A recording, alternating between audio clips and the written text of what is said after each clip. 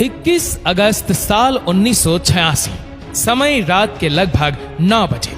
मध्य अफ्रीकी देश कैमरून, जिसके नॉर्थ वेस्ट इलाके में मौजूद 4 गांव केम, चा, सुबूम और नायूस, रोज की तरह यहाँ रहने वाले सभी गांववासी अब सोने की तैयारियों में लगे हुए थे।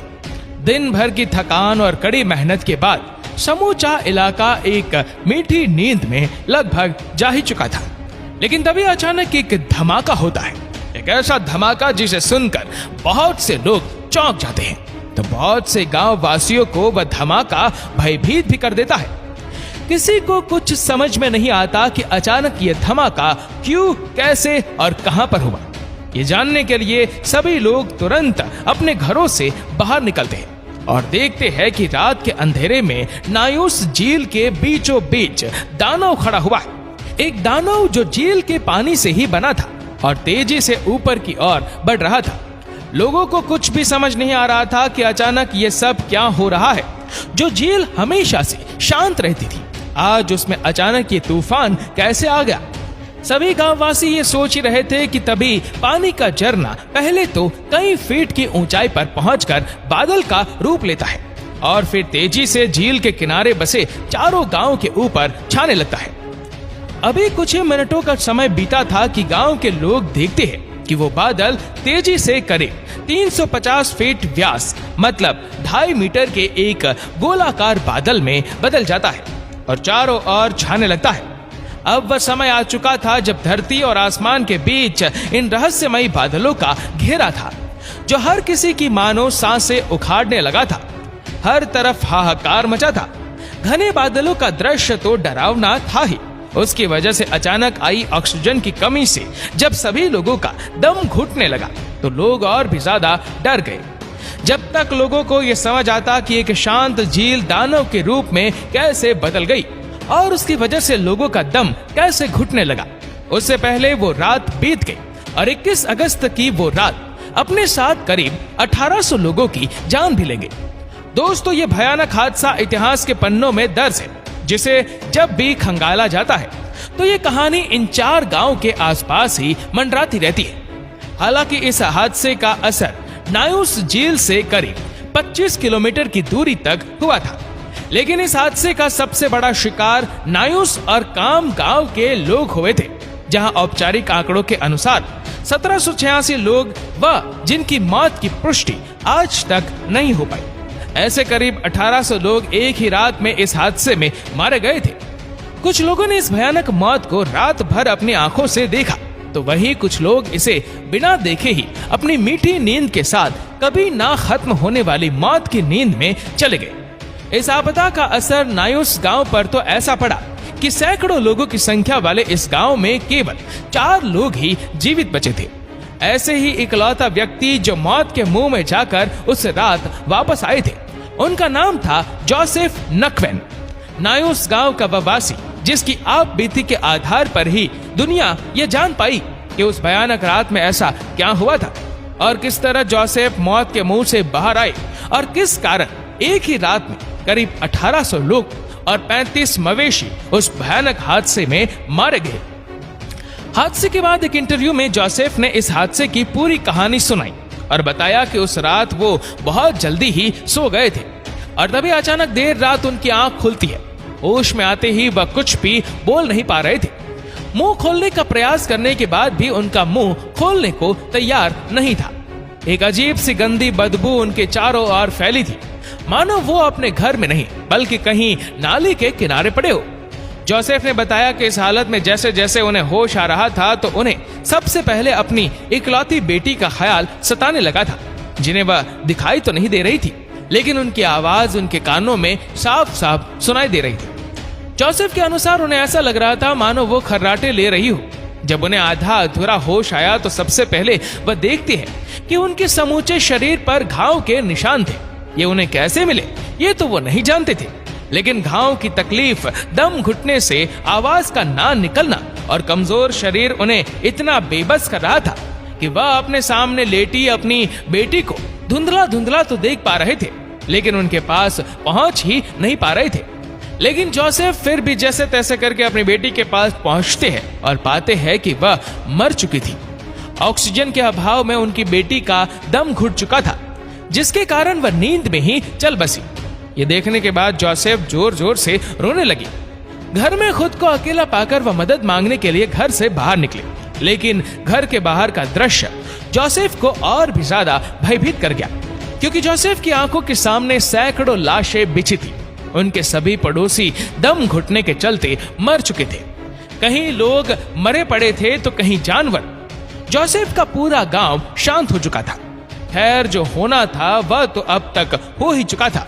जोसेफ की तरह बहुत से लोगों ने अपने अपनों को, तो किसी ने अपने समूचे परिवार को खो दिया था, जो लौट कर कभी वापस नहीं आने वाले थे। लेकिन अब समस्या थी ये जानने का कि आखिर ये हुआ क्यों। अगले ही दिन इस भयानक हादसे की खबर आग की तरह फैल गई। अखबारों से लेकर रेडियो तक हर तरफ केवल नायुस झील और वहां हुई करीब 1800 मौतों का जिक्र था। जिन्हें असली वजह का पता था वह खबर सुनाने में लगे, और जिसे इस हादसे के बारे में कुछ भी नहीं पता था वह खबर बनाने में लग गई। कोई इसे वायरस का हमला, तो कोई दुनिया का अंत, तो कोई ईश्वर का अभिशाप, तो कोई पूर्वजों का बदला बताकर इस खबर को परोसने में लग गए। लेकिन इस खबर की असली सच्चाई और असल वजह क्या थी, इसकी पुष्टि केवल एक ही चीज कर सकती थी, और वह थी विज्ञान, जो मरे हुए लोगों को तो वापस नहीं ला पाई, लेकिन मरने वालों के साथ क्या हुआ था इस वजह को जरूर ढूंढ कर ले आए। वैज्ञानिकों ने जोसेफ की आपबीती और नायुस झील की गहन जांच के साथ हादसे की उस वजह को ढूंढ निकाला और दुनिया को बताया कि आखिर उस रात क्या हुआ था। तो हुआ कुछ यूं था कि लेक नायुस वो झील थी जो पिछले 10,000 सालों से निष्क्रिय पड़े हुए एक ज्वालामुखी के मुंह पर उत्पन्न हुई थी। लेकिन वह ज्वालामुखी शांत जरूर था, लेकिन इसके निचले हिस्से में मौजूद था मैग्मा। आसान भाषा में कहे तो पिघला हुआ लावा, जिसकी तादाद से झील की गहराई में काफी ज्यादा थी। हालांकि वैसे तो लावा से कई अन्य गैसें भी निकलती रहती है, लेकिन इनमें से सबसे ज्यादा जिस गैस का रिसाव होता है उसे कार्बन डाइऑक्साइड कहते हैं। आमतौर पर यह गैस लावा से निकलकर झील के गहरे और ठंडे पानी में घुल जाती है और फिर पानी के ऊपर आने के साथ ही हवा में मिल जाती है। लेकिन वैज्ञानिकों के अनुसार ये चक्र उस दिन या फिर पिछले कई दिनों से बदल चुका था। झील के निचले हिस्से में कार्बन डाइऑक्साइड की मात्रा इकट्ठा होती जा रही थी, जिसे ऊपर आने का तो मौका ही नहीं मिल रहा था। लेकिन फिर झील होने के कारण नीचे का पानी ऊपर और ऊपर का नीचे होना बंद हो चुका था। फिर एक दिन झील के तल में भूस्खलन यानी लैंडस्लाइड हुई, जिसकी वजह से झील की गहराई में एक जोरदार हलचल हुई, जिसने नीचे जमी हुई 80 million cubic metres carbon dioxide gas को हिलाकर रख दिया।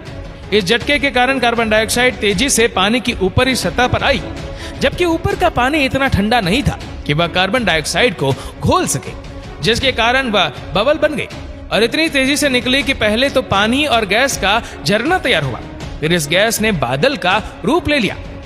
कार्बन डाइऑक्साइड जो हवा से भारी होती है, तो जैसे ही भारी मात्रा में ये गैस वातावरण में आई तो अन्य गैसों की तरह ये ज्यादा ऊपर तो जा नहीं सकी और जमीन के आसपास ही बनी रही, और उसने समूचे इलाके की ऑक्सीजन को रोक दिया, जिसके बाद ऑक्सीजन की कमी ने लोगों की सांसों को रोक दिया। इस प्रक्रिया को लिम्निक इरेक्शन कहा जाता है, जिसमें कोई भी गैस एक जोरदार दबाव के साथ जमीन को चीर देती है और निकलकर वातावरण में घुल जाती है। अब क्योंकि इस झील से कार्बन डाइऑक्साइड गैस बाहर निकली थी, तो बाहर के कारण ये पहले तो बादल बनी और फिर धरती पर ही फैल गई, जिसकी चपेट में जो भी आया वह मारा गया। इस झील से कितनी कार्बन डाइऑक्साइड निकली होगी, इसका अंदाजा आप इस बात से लगाइए कि जो झील हमेशा नीले रंग की हुआ करती थी, इस घटना के बाद वह गिरवे रंग की हो गई, जिसे देखकर ऐसा लग रहा था मानो किसी ने पानी में खून मिला दिया हो। हालांकि इस तरह का हादसा इससे पहले भी साल 1984 में हुआ था, जब कैमरून में ही मौजूद एक और झील मनु में भी इसी तरह का इरप्शन हुआ था और उसके कारण झील के करीब रहने वाले 27 लोग मौत के मुंह में चले गए। लेकिन उस हादसे से किसी ने भी कोई सबक नहीं लिया। उसका नतीजा ये हुआ कि इसके 2 साल बाद ही एक भयानक हादसा हुआ, जिसने सबको हिलाकर रख दिया।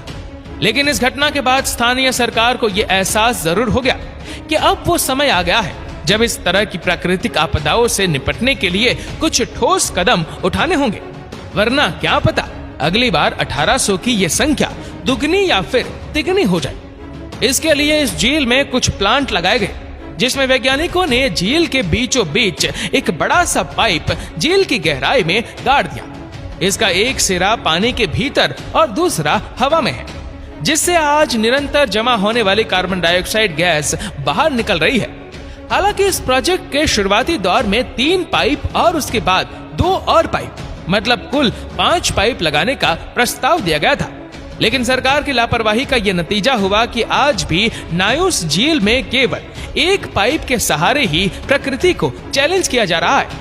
इस हादसे से भले ही सरकार ने कोई सबक ना लिया हो, लेकिन लोगों ने इस जगह को जरूर खाली कर दिया और यहाँ से दूर पहाड़ की ऊंचाइयों पर अपने अपने मकान बना लिए, जहाँ से इस आपदा का खतरा खत्म ना सही लेकिन कम से कम जरूर हो गया है। हालांकि वैज्ञानिकों की माने तो कहीं ना कहीं दुनिया की हर झील इस तरह का हादसा अपने अंदर छुपाए हुए है।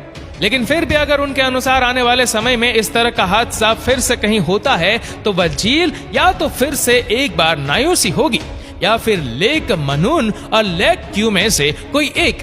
क्योंकि लेक क्यू की बात करें तो रवांडा और कुंभ के बीचों बीच बनी ये झील नायुस के मुकाबले हजारों गुना बड़ी है और इसके आसपास रहने वाले लोगों की संख्या भी इससे कहीं ज्यादा है, जिसमें प्रकृति अगर नायुस जैसा हादसा दोहराती है तो क्यू झील में होने वाले हादसे में कितने लोग मारे जाएंगे इसका अंदाजा भी नहीं लगाया जा सकता। लेकिन ये बात दावे के साथ कही जा सकती है कि क्यू झील की तबाही शायद दुनिया की सबसे बड़ी तबाही जरूर होगी। दोस्तों, इस वीडियो को लेकर आपकी क्या राय है नीचे कमेंट करके जरूर बताएगा। और अगर आपको वीडियो अच्छा लगा हो तो इस वीडियो को लाइक करेगा, शेयर करेगा ज्यादा से ज्यादा लोगों तक, और ऐसी ही और भी रोचक जानकारियों के लिए सब्सक्राइब करें हमारे यूट्यूब चैनल को और फेसबुक पर फॉलो करें हमारे पेज को। धन्यवाद।